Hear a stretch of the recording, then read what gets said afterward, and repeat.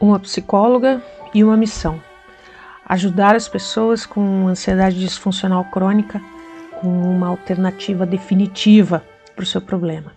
Eu sou a Elce e eu compartilho aqui o meu próprio caso de transformação, em que eu saí da ansiedade e do pânico e me tornei uma especialista no tratamento desses transtornos. O meu objetivo é dar a real sobre esses transtornos, mostrar o que funciona e o que não funciona e mostrar um caminho possível para a cura. Vem comigo e aprenda o que eu aprendi com a ansiedade.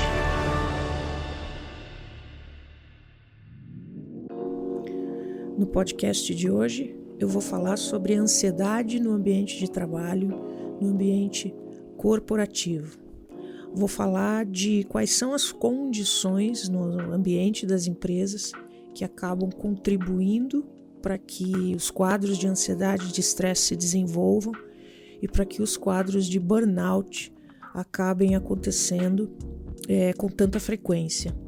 Vou falar também o que as empresas fazem ou deixam de fazer para que isso aconteça e o que você, como indivíduo, pode fazer para cuidar da sua saúde mental quando ela está relacionada ao trabalho, o lugar onde a gente passa mais de 1/3 da vida. Então fique comigo, não vá embora, que vamos falar sobre todos esses assuntos polêmicos. A palavra trabalho vem do latim tripalium, que significa tortura. Não é à toa que para a gente trabalhar é um esforço enorme e trabalhar danifica tanto a nossa saúde mental.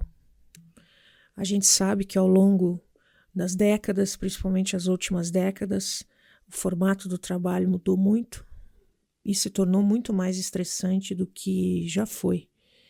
E isso se dá por algumas questões, por algumas características que eu quero debater, que eu quero expor aqui para você. A primeira delas é se a gente observar o formato de trabalho que a gente tem hoje, em que o sujeito é contratado pela empresa para ficar um número X de horas, que é o regime CLTista, se a gente for olhar bem de perto, esse formato nada mais é do que um indivíduo ceder um número de horas do tempo dele, da vida dele, ficar naquele lugar e exercer determinadas tarefas. Esse formato CLTista, na minha visão, ele vem mudando ao longo dos anos, principalmente da última década, em que as pessoas não querem mais esse tipo de vínculo, porque ele se tornou muito nocivo à saúde mental. O ser humano busca por liberdade, o ser humano busca por exercer a sua criatividade dentro do trabalho e ele não quer trocar tempo por dinheiro. No fim das contas, eu trabalhei durante muitos anos dentro do corporativo e a coisa que menos é usada dentro do corporativo é o seu conhecimento. E menos usado ainda, e menos explorado, e menos desenvolvido é o lado emocional. Hoje não se vende, não se oferece, não se troca mais tempo por dinheiro. Esse formato está mudando, já mudou, principalmente com a pandemia. Você troca conhecimento por dinheiro, pelo salário. E isso muda tudo. Durante a pandemia, a gente viu aí uma mudança de formato de trabalho que as empresas, de outra forma, sem a pandemia, jamais teriam migrado. Migrar de um escritório, de uma estrutura, né, caríssima por sinal, em que o indivíduo fica lá o dia inteiro e muitas vezes a gente sabe que não são só 8 horas, né? O corporativo exige muito mais do que isso, o contrato é de 8 horas diárias, mas o sujeito acaba ficando lá 10 horas, 12 horas. Quando a pandemia vem, as empresas são obrigadas a trazer o indivíduo para dentro de casa, deixar ele dentro de casa. E eu ouço muito dos meus pacientes, e ouvia, né, no começo da pandemia, que eles tinham um nível de cobrança muito mais alto trabalhando dentro de casa, porque eles achavam que eles tinham que prestar mais contas prestar mais conta do que ele estava fazendo em casa do que se ele tivesse na empresa. Por que isso? Porque essa é uma premissa muito insalubre. A ideia de que dentro do ambiente corporativo, dentro do ambiente da empresa, você tem um chefe que fica vigiando o que você está fazendo para garantir que você faça as suas entregas. Então, é uma premissa muito ruim, porque parte do princípio do patrão e do empregado, né? Do chefe e do subordinado. E parte de uma premissa que, se não for assim, o indivíduo não vai trabalhar. Ele vai ficar no Instagram, no YouTube o dia inteiro. Então, a pandemia veio mudar isso. E eu acho que também veio trazer as pessoas de dentro de um ambiente tóxico para dentro da própria casa, para poder diminuir os níveis de estresse, que no começo, na verdade, foram até maiores, mas depois baixaram. A gente está super adaptado ao formato home office hoje, né? E acho que os níveis de ansiedade aumentaram, mas para quem se cuidou, para quem se tratou, para quem endereçou isso, seja da forma que for, houve ganho emocional, houve ganho de qualidade de vida emocional, de saúde mental. Então, esses são dois aspectos, né? Primeiro, o aspecto de você não mais ser pago pelo tempo que você trabalha, mas pela tua expertise, pelo conhecimento que você tem e não simplesmente seguir ordens. E o segundo aspecto é você ter mais liberdade, né, de trabalhar quando quer, na hora que você achar melhor, dentro do ambiente de home office, que veio mostrar para as empresas que é muito mais barato e, na verdade, o indivíduo produz mais.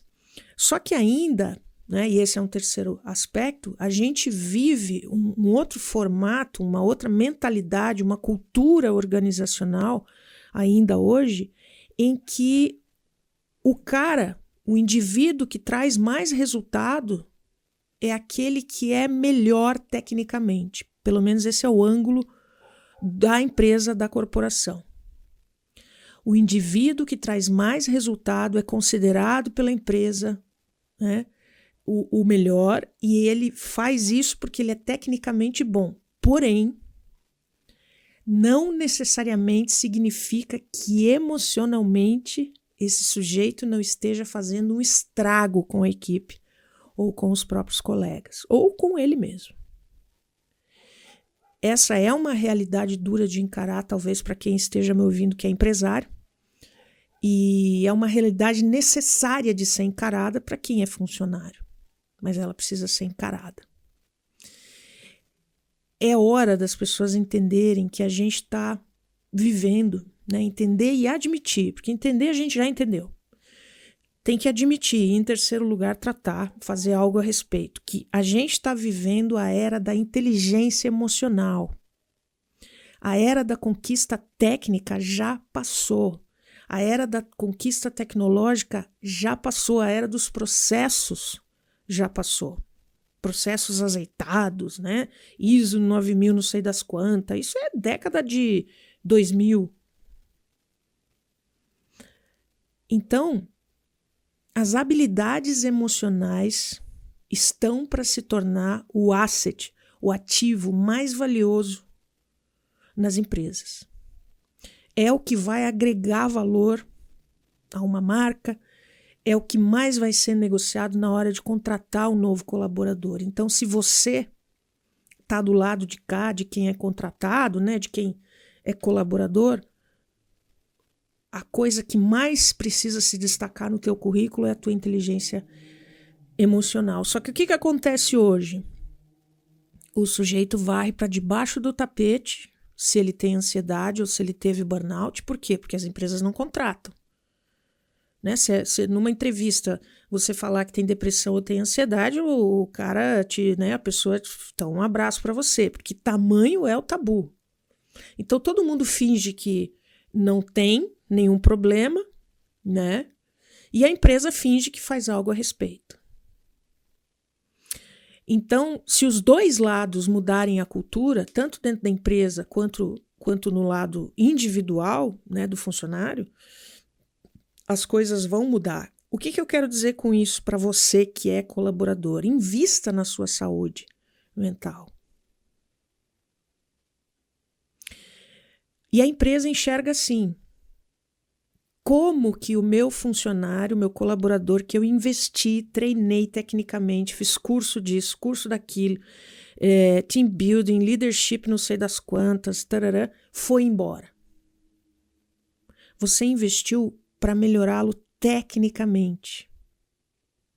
Mas ele vai deixar a sua companhia por causa de uma questão emocional. Não é salário. Porque a cultura de quem enxerga, né, da empresa que se baseia apenas na performance e na técnica, nos processos, que finge que investe na cultura emocional, é esmagadora, é doentia e não vai estimular as habilidades emocionais que o indivíduo já conquistou, talvez por conta própria, ou simplesmente porque ele espanou. As habilidades, né, que vieram com o boom da tecnologia, elas vão continuar. Isso virou commodity, isso é given, né? Isso é o básico. Mas as habilidades emocionais de interagir com os outros de uma maneira equilibrada, de uma maneira saudável, de uma maneira adequada, vão se tornar e já estão se tornando uma moeda de troca e um requisito de escolha. Explico. A escolha vai passar a ser a do indivíduo que está procurando o emprego, a colocação. São os indivíduos que estão usando esse critério, esse filtro para escolher a empresa onde vão trabalhar. Se a gente pegar os programas novos de trainee, que o cara entra como trainee para ser programado, para ir já para um cargo de gerência, né, para depois virar um diretor, esse cara não fica numa empresa que tem uma cultura que não investe de verdade na saúde emocional dos seus funcionários.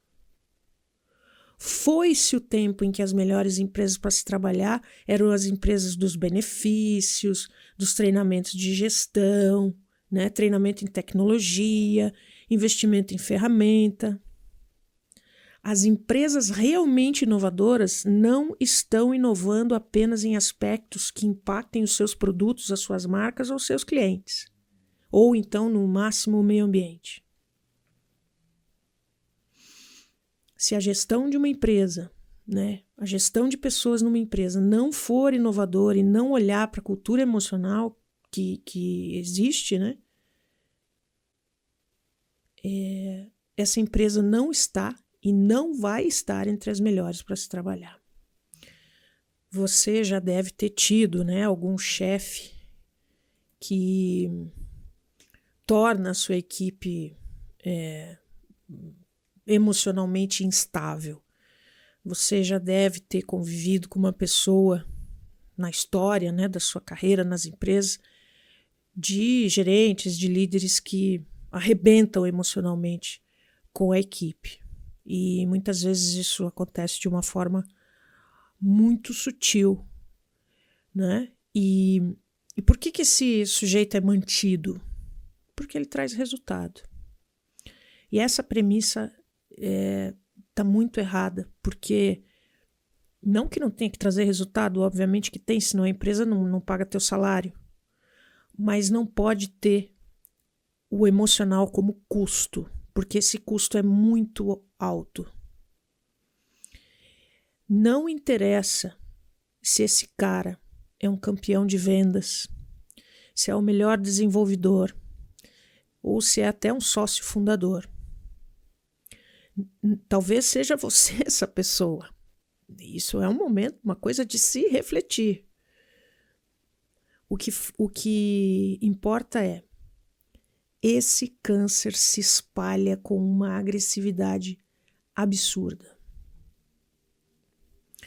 com esse câncer e com uma cultura que estimula a competição, vem resultado ruim. Por quê? Porque a velocidade dessa equipe cai. Ela está adoecida. A energia desse time cai. Eles se arrebentam, essa equipe se arrebenta, essa equipe espana. Eu já vivi isso em várias corporações, não foi só em uma. Porque ninguém consegue render com ansiedade ou estando em estado de alerta total. Ninguém consegue render com o modo sobrevivência ligado. Ninguém consegue render quando levanta de manhã e quer bater a cabeça na parede antes de ir trabalhar. Porque está totalmente infeliz e vai ter que encarar mais um dia de cobrança, mais um dia de pressão, mais um dia de crítica, mais um dia de bombardeio.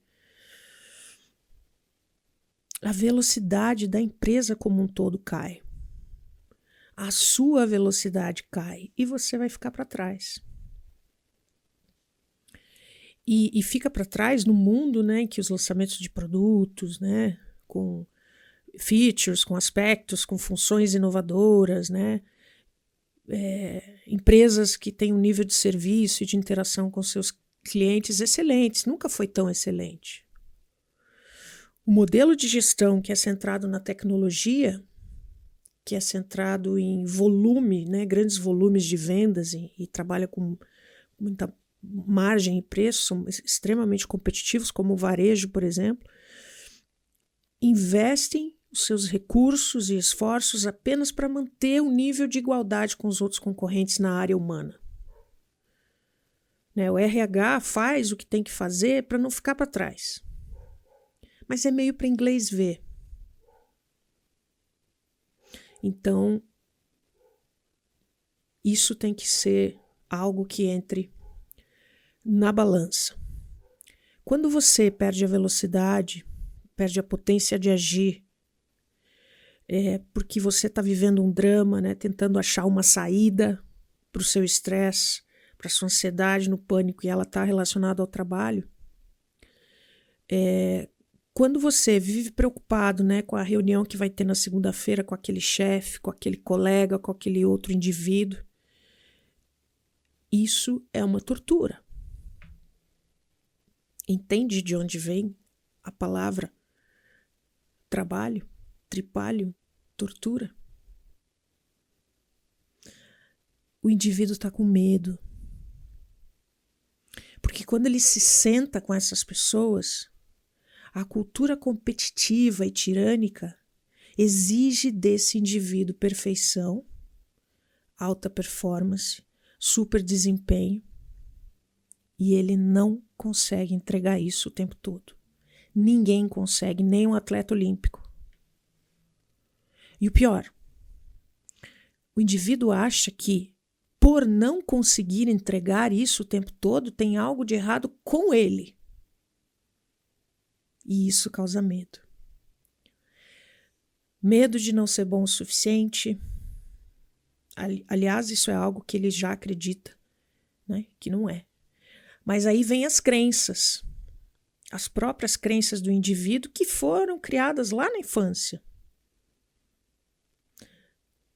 Elas reforçam, né? Elas são reforçadas no ambiente corporativo. Eu não vou conseguir, eu não sou bom o suficiente, o outro é melhor do que eu tenho que ser igual ao outro.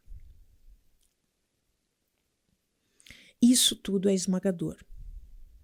E não é só uma questão do fulano ter baixa autoestima, baixa autoconfiança, falta de força de vontade.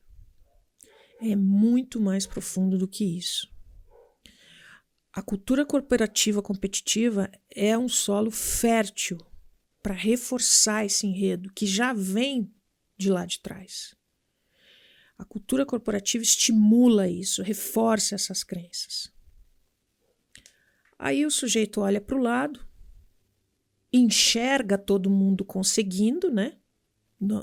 No olhar dele, na visão dele. Todo mundo está conseguindo menos ele, quando na verdade está todo mundo sentindo a mesma coisa.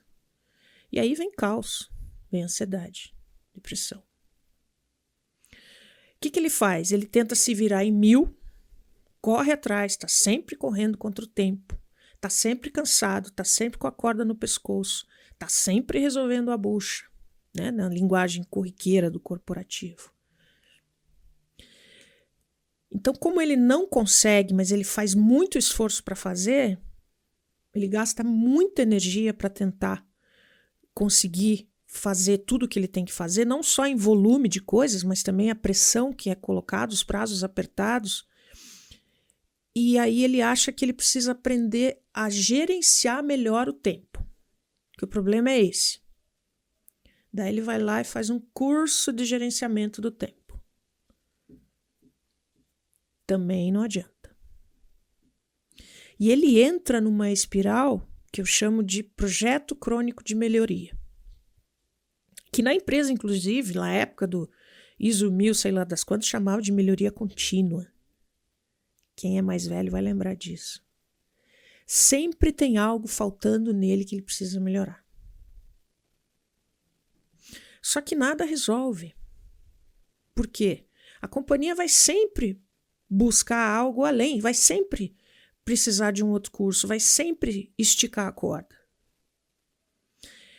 E aí ele fica exausto, mentalmente, fisicamente, até porque ele não tem tempo de fazer exercício, até porque ele come correndo e se alimenta mal, né? Até porque ele já começou a ter falta de sono, daí ele começa a engordar ou emagrecer. Porque ele come mal, né, que não dá tempo, ele começa a ter pressão alta, começa a ter diabetes. Então, a partir daí ele pensa assim, não, então agora o que eu tenho que fazer é ter uma vida saudável. Eu tenho que ter um equilíbrio, né, um work-life balance melhor, lá, um equilíbrio do trabalho com a vida pessoal melhor, eu preciso de uma vida mais saudável. Daí ele começa a fazer tudo direitinho, exercício, muda a alimentação, mesmo assim não adianta. Porque o colapso é iminente.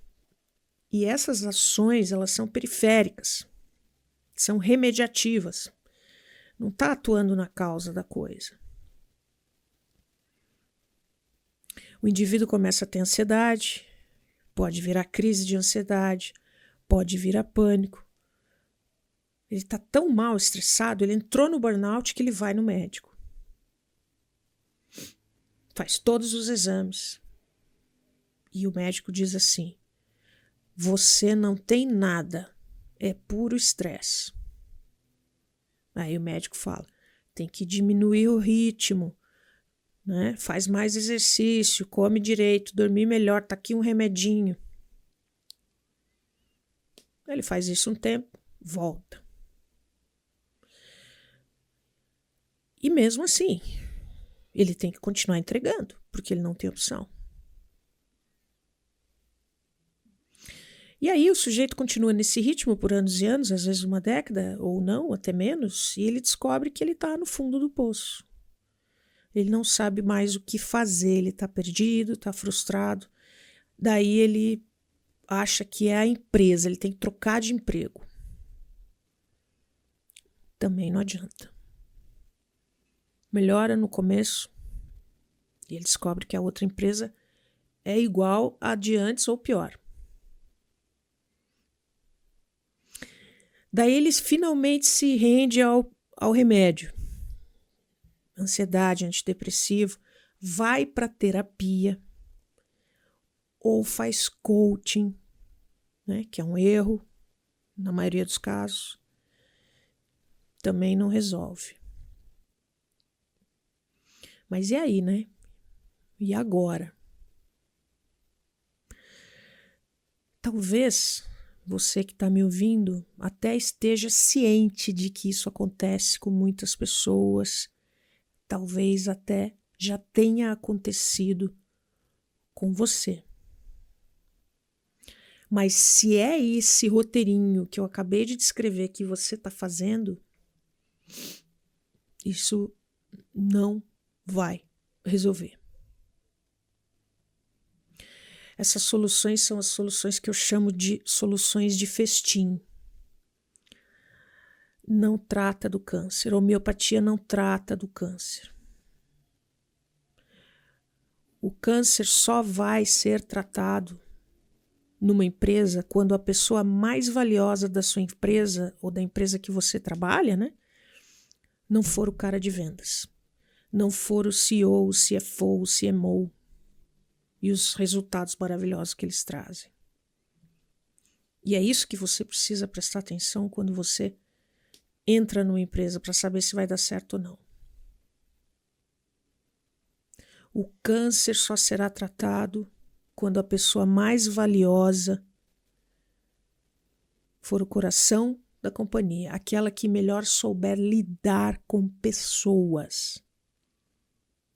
Lidar de verdade, não é saber conversar, não é saber ouvir, não é ficar amigo dos coleguinhas, não é ser empática. Porque isso também é o mínimo, né, gente? Não é também aquela pessoa que consegue aguentar o tranco, que não se emociona. Isso não é inteligência emocional, não se abalar. Isso é um robô. Não é aquele que é à prova de balas, que é duro na queda. É muito mais do que isso. É a pessoa que desenvolver inteligência emocional, que é saber lidar com as suas fragilidades, as suas limitações e as suas fraquezas. Isso é inteligência emocional. Um líder, um gestor numa empresa, um funcionário numa empresa não pode mais fazer o papel do invencível, do super-herói, muito menos de um tirano assustador, aquele que faz acontecer. O asset mais valioso em uma empresa são as pessoas que se tornam humanizadas. Parece uma loucura falar isso, né? Se elas são pessoas, elas são humanizadas. Não é. As pessoas estão se robotizando dentro da empresa e é isso que talvez você esteja fazendo. Respeite os seus limites, porque você vai espanar. Trabalhar não é uma competição, você não é atleta olímpico. Faça aquilo para o qual você foi contratado. Ora por dinheiro. Obviamente que você tem que fazer entregas, obviamente que você tem que cumprir prazos, mas você está fazendo muito mais do que isso. Você está querendo ser o cara que é a prova de balas. Ou a cara, né? Nunca foi tão importante cuidar disso na carreira de alguém. Nunca foi tão importante fazer terapia. Não é fazer curso, não é fazer coaching. É endereçar por que é que você precisa ser o super-herói. O que tem por trás disso? Ixi, isso dá pano para manga para terapia por muito tempo. Aí você vai dizer assim, mas isso vem sendo cuidado. Pode até ser, né? De fato você se preocupa e investe. Mas por que não funciona? Por que volta? É porque não está funcionando. Né? Volta porque não está funcionando. Porque a cultura organizacional também não está sendo mudada. Porque você não se impõe no trabalho de dizer não para algumas coisas. De dizer não sei. Por quê? Porque você acha que vai ser punido. Porque é aquela relação de patrão com empregado. É quase o... Se você for ver, o modelo CLTista é uma melhoria da escravidão. Antes, os escravos davam todo o seu tempo em troca de comida e um teto. Isso foi melhorado e virou, não, você dá 40 horas semanais, 44, né? Por esse salário aqui, você faz com ele o que quiser. Na minha visão, é isso. Então, o modelo CLTista, ele deriva da escravidão. E mentalmente ficou muito parecido, que é uma relação de subordinação a quem está, entre aspas, acima de você, né? A hierarquia serve para isso também. E é isso que faz o sujeito não se impor e dizer não. Isso aqui eu não consigo fazer. Né? Por quê? Porque ele tem medo de perder o emprego. Então ele está prejudicando a própria saúde emocional, se arrebentando, trabalha fim de semana, trabalha 12 horas por dia, não fica com a família, corre né? Um cavalo correndo uma prova por dia, ele é um verdadeiro quarto de milha, né? Tá se acabando porque ele tem medo de ser demitido.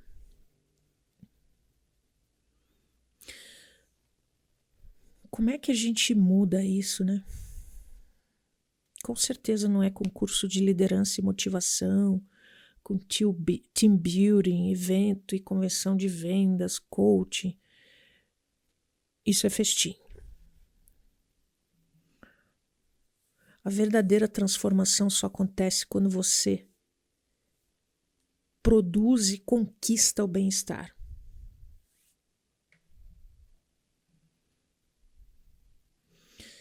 Só é possível construir bem-estar quando os indivíduos entre si se tratam como indivíduos,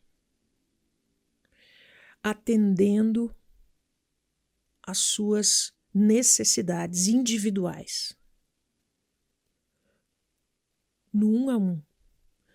Entender como é que cada indivíduo, com o que ele se importa, o que aquele indivíduo dá valor, como é que aquele indivíduo funciona, o que ele não é capaz de fazer, mas não para corrigi-lo e fazer um curso para capacitá-lo, mas simplesmente é uma limitação dele.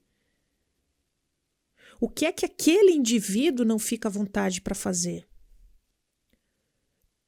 Por exemplo, ele não sabe direito, não gosta de falar em público, vai lá e faz um curso de oratória.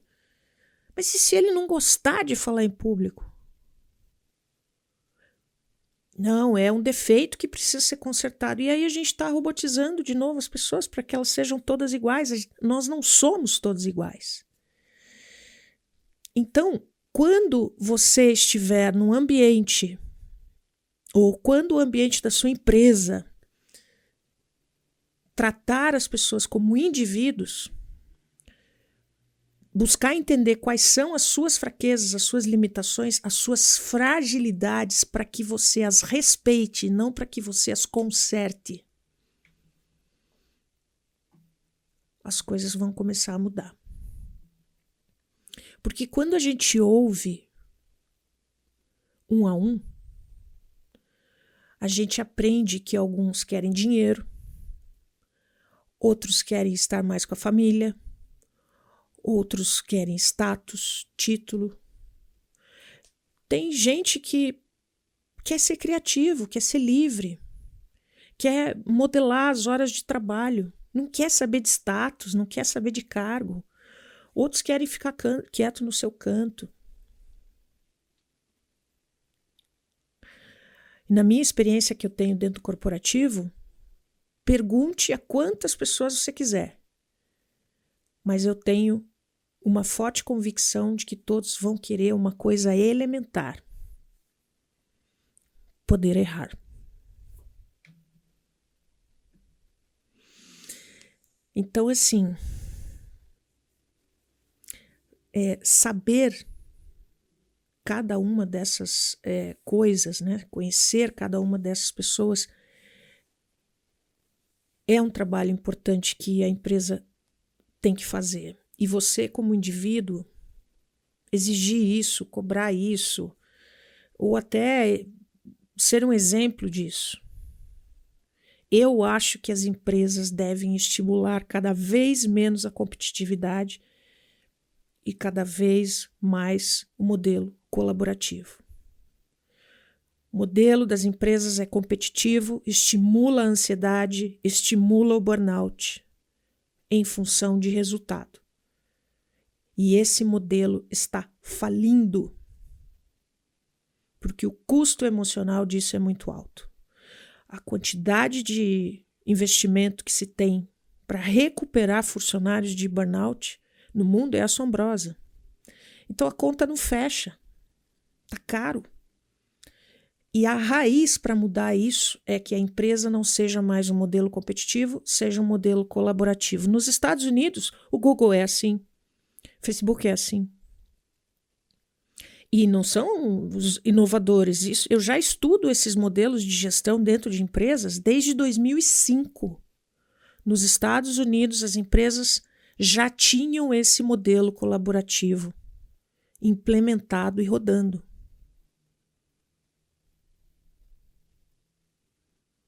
E o estresse é consequência do modelo competitivo.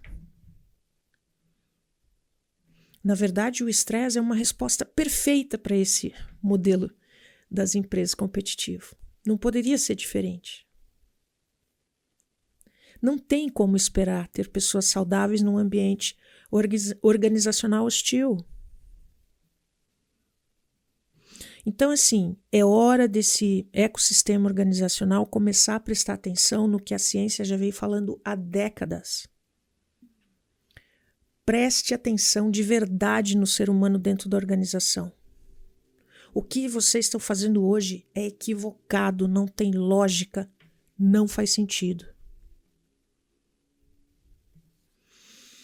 E as empresas acham que estão abafando, né? Coloca um cara que fez administração, nada contra. Os administradores, acho uma profissão incrível. Mas coloca um cara que fez administração para fazer gestão de pessoas, que chama recursos humanos. Uma pessoa não é um recurso, uma pessoa é uma pessoa. Devia chamar departamento de pessoas. E esse cara acha que está endereçando. Parece que está endereçando e fazendo o que deve ser feito. Mas se realmente estivesse endereçando, as empresas não estariam ainda buscando uma solução para o estresse dos seus funcionários.